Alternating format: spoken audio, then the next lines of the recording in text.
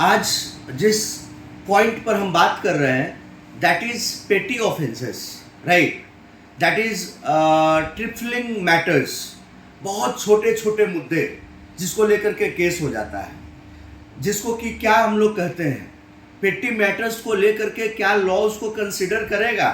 पेटी ऑफेंस मतलब जो बहुत ही छोटे, मतलब बहुत ही छोटे, जैसे कि अगर मान लो आप कलम से लिख रहे हो, किसी को, आपके बगल वाले आदमी को कलम लग गई, आप ऐसे हाथ है, हाथ से लग गया, आप ऐसे है, आगे में जो बैठा हुआ उस पे हाथ थोड़ा सा लग गया, तो ऐसे मुद्दे पे अगर केस होगा तो क्या वो केस चलेगा? क्या ये केस चलेगा? और नहीं चलेगा तो किस सेक्शन में ये बोला गया है, ये किस प्रिंसिपल पर बेस्ड है, इस पॉइंट को आज हम लोग डिस्कस करेंगे अभी इस वीडियो में।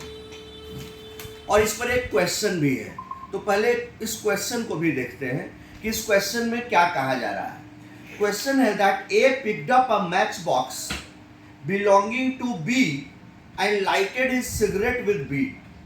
मान लो कि ए के पास सिगरेट है लेकिन माचिस नहीं है, तो बी का माचिस लेता है और बी के माचिस से अपने सिगरेट को जलाता है। बी ने ए के ऊपर केस कर दिया कि उसने मेरे माचिस की चोरी की।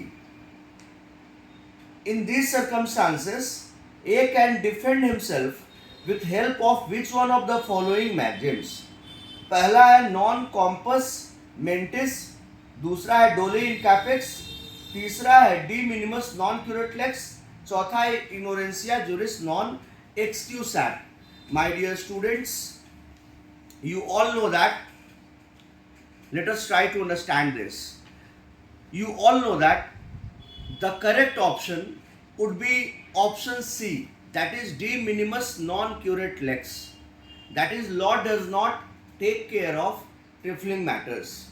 That is, law does not take care of petty matters.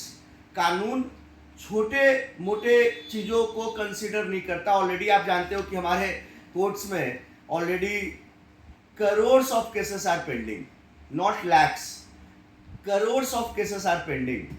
और अगर इतने छोटे छोटे अपराध को लेकर के केस करेंगे एक माचिस की तिल्ली पे, तब तो फिर मतलब क्या से क्या हो जाएगा।